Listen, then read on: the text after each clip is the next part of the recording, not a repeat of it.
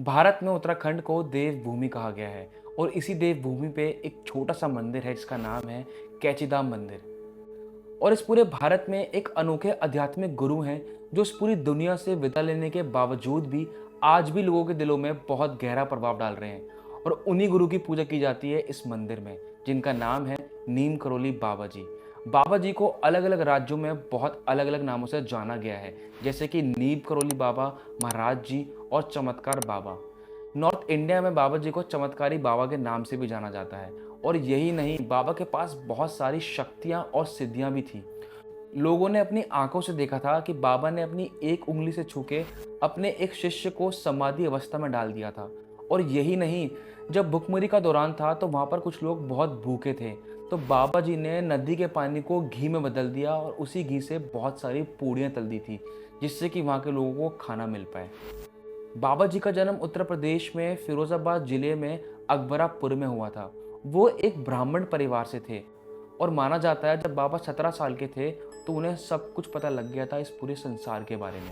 उत्तराखंड में मौजूद ये मंदिर ज़्यादा फेमस तब हुआ था जब फेसबुक के फाउंडर मार्क जुकरबर्ग इंडिया में नरेंद्र सिंह मोदी से मिलने आए थे और फिर उन्होंने ये बताया, मैं इंडिया में कैचीधाम मंदिर के दर्शन करने चाहता हूँ, क्योंकि यहाँ पर आने की सलाह उन्हें एप्पल के सीईओ स्टीव जॉब ने दी थी।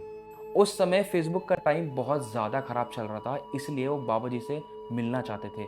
लेकिन उस समय बाबा जी इस दुनिया में नहीं थे, तो इसलिए बस वो 2 दिन वहाँ पर रुके और फिर दर्शन करके चले गए। यदि मैं इस मंदिर के भक्तों की बातें करूँ तो बहुत सारे सेलिब्रिटी, फॉरेनर्स और संगीतकार इस भक्तों की लिस्ट में शामिल हैं। जैसे कि Anushka Sharma, Virat Kohli, mark Zuckerberg, Steve jobs, Ramdas, माँ जया और डैनियल गोलमैन। ये सारे लोग आज भी बाबा जी के बहुत बड़े भक्त हैं।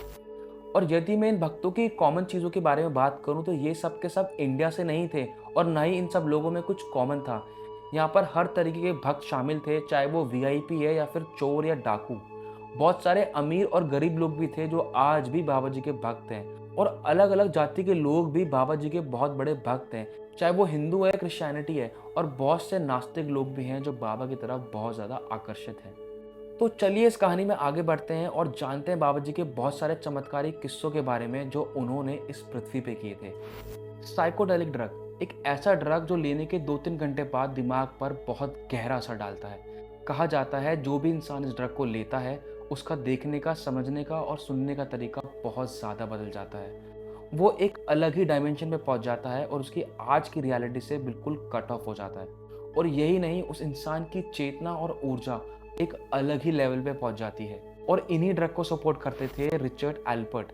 1960 में रिचर्ड एल्पर्ट हार्वर्ड यूनिवर्सिटी में साइकोलॉजी के प्रोफेसर थे और वो इस ड्रग को बहुत ज़्यादा सपोर्ट करते थे। लेकिन थोड़े दिनों बाद उन्हें इस यूनिवर्सिटी से निकाल दिया गया, क्योंकि वो अपने स्टूडेंट्स को साइकोडेलिक ड्रग्स दिया करते थे और उस ड्रग का नाम था एलएसडी। अब ये सब कुछ हो जाने के बाद ये प्रोफेसर अपनी जीवन की एक नई शुरुआत करता है। जब वो बाबा जी से पहली बार मिले तो उस समय उनके पास वो साइकोडेलिक ड्रग्स थे। वो एक ब्लोटिंग पेपर के फॉर्म में थे और उन्होंने वो पेपर बाबा जी को दिखाया। वो देखकर बाबा ने सारा का सारा पेपर एक बारी में ही खा लिया, एक के बाद एक। यदि मैं उस ब्लोटिंग पेपर की क्वांटिटी की बात करूं तो वो खुराक 10 से 12 लोगों के लिए थी, लेकिन बाबा ने वो पूरा पेपर एक ही बारी में खा लिया था। वो इकलौता पेपर एक इंसान को पागल करने के लिए या फिर जान से मारने के लिए काफ़ी था, क्योंकि इसकी जो क्वांटिटी थी माइक्रोग्राम्स की वो बहुत ही ज़्यादा थी। और उस ब्लोटिंग पेपर को पूरा खाने के बाद बाबा जी एक्टिंग करने लगे और फिर ज़ोर ज़ोर से हंसने लगे। बाबा जी को कुछ भी नहीं हुआ था उस ड्रग्स को लेने के बाद भी। फिर थोड़ी ही देर बाद बाबा जी ने रिचर्ड को बताया कि ये जो ड्रग्स हैं आपको कुछ टाइम तक 2-3 घंटे के लिए एक लेवल तक, एक अलग डायमेंशन तक पहुंचा सकता है। मतलब आपको अपनी लाइफ में कुछ अलग अनुभव हो सकता है, कुछ अलग क्लैरिटी मिल सकती है, वो भी सिर्फ 2-3 घंटे के लिए। लेकिन जैसे ही आपकी बॉडी इन ड्रग्स के अधीन हो जाएगी, मतलब इसका प्रभाव आपकी बॉडी पे बहुत ज़्यादा कम हो जाएगा, जो कि बिल्कुल भी ठीक नहीं है किसी भी इंसान के लिए। और इस ड्रग्स के बहुत ज़्यादा साइड इफ़ेक्ट्स भी हैं। फिर ये सब कुछ हो जाने के बाद रिचर्ड अमेरिका चले जाते हैं वापस और 1967 में दोबारा इंडिया लौटते हैं। इंडिया पहुंचने के बाद वो सीधे नीम करोली बाबा जी के आश्रम में पहुंचते हैं। जब वो आश्रम पहुंचते हैं वो देखते हैं नीम करोली बाबा जी एक तख्त पे बैठे हैं और बहुत सारे भक्त भी उनके चारों तरफ बैठे हुए हैं। बाबा जी वहीं से बैठे बैठे रिचर्ड को इशारा करते हैं और बताते हैं कि तुम अपनी माँ के बारे में सोच रहे हो ना, तो रिचर्ड एल्पर्ट बहुत ज़्यादा चौकन्ने हो जाता है, क्योंकि इस बार वो बाबा जी से इसलिए मिलने आया था क्योंकि उसकी मॉम की तबीयत बहुत ज़्यादा ही ख़राब थी और उस समय पे वो अपनी माँ के बारे में ही सोच रहे थे, उनकी हेल्थ के बारे में। फिर बाबा जी पूछते हैं कि तुम वही इंसान हो ना जो मेरे लिए वो ड्रग लेके आए थे? तो फिर वो हँस के बताते हैं कि हाँ, मैं वही हूँ, रिचर्ड एल्पर्ट। और बाबा ने फिर अपनी तरफ से उन्हें एक हरे रंग का फल दिया और बोला, खा लो। रिचर्ड ने ये फल कभी नहीं देखा था, लेकिन उसको बाबा की बात पे बहुत ज्यादा विश्वास था, इसलिए उसने वो फल तभी के तभी खा लिया। उस फल को तुरंत खाने के बाद रिचर्ड को एक एनर्जी सी फील हुई और लाइफ में एक अलग ही शांति और क्लैरिटी का अनुभव हुआ। रिचर्ड ने इस अनुभव को एक स्पिरिचुअलिटी अवेकनिंग के रूप में लिया और ये उनके जीवन की इनलाइटमेंट प्रोसेस की शुरुआत थी। उस दिन से रिचर्ड एल्पर्ट ने ये ड्रग की दुनिया पूरी की पूरी छोड़ दी और नीम करोली बाबा जी ने उन्हें एक दूसरा नाम दिया, रामदास। लेट 90s में रिचर्ड एल्पर्ट बहुत ज़्यादा फेमस हुए थे अमेरिका में रामदास के नाम से, बट इंडिया में आज भी बहुत कम लोग हैं जो उन्हें रामदास के नाम से जानते हैं। और बाद में रामदास ने एक किताब लिखी थी नीम करोली बाबा जी की, जो कि लेट 1960s में बहुत ज़्यादा फेमस हुई थी। और अगला किस्सा है ट्रेन का। एक बार नीम करोली बाबा जी बिना टिकट के ट्रेन में सफ़र कर रहे थे और एक इंसान ने उन्हें मजबूर कर दिया ट्रेन से उतरने के लिए। उन्हें मजबूरन ट्रेन से उतरना पड़ा और वो तभी के तभी उत्तर प्रदेश के फर्रुखाबाद जिले में नीम करोली गांव में उतर गए। और आप सब लोग को चौंका देने वाली बात यह है, बाबा जी जैसे ही ट्रेन से उतरे वो ट्रेन 1 इंच भी आगे नहीं बढ़ी। 1.5 घंटा हो गया, 2 घंटा हो गया, पर वहां पर मौजूद लोग सब परेशान हो गए और वो बोलने लगे उस इंसान से कि आपको उन साधु को ट्रेन से उतारना नहीं चाहिए था। और जैसे ही बाबा ट्रेन में बैठते हैं ट्रेन तभी चालू हो जाती है। और तीसरा किस्सा ये है, नीम करोली बाबा जी को हनुमान जी का अवतार माना गया है। असल में वो उनके अवतार नहीं थे, वो हनुमान जी के बहुत बड़े भक्त थे। उन्होंने 13 साल हनुमान जी के साथ बैठकर एक गुफा में तपस्या की थी और उस तपस्या के दौरान उन्होंने बहुत सारी शक्तियां और सिद्धियां प्राप्त की थी हनुमान जी से, जो कि वो अपने सामाजिक कार्य में उन शक्तियों का प्रयोग करते थे। और वो शक्तियां कुछ इस तरीके से थी कि वो एक साथ कई जगह पर मौजूद हो सकते थे।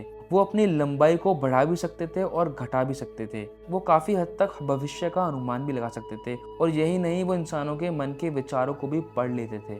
और ये सब शक्तियां प्राप्त करने के बाद भी उनके अंदर बिल्कुल भी घमंड नहीं था और ना ही वो किसी को बताते थे कि उनके पास ये सब शक्तियां हैं। वो ये सब चीजें अपने अंदर रखते थे और टाइम आने पर सही शक्ति का प्रयोग भी करते थे।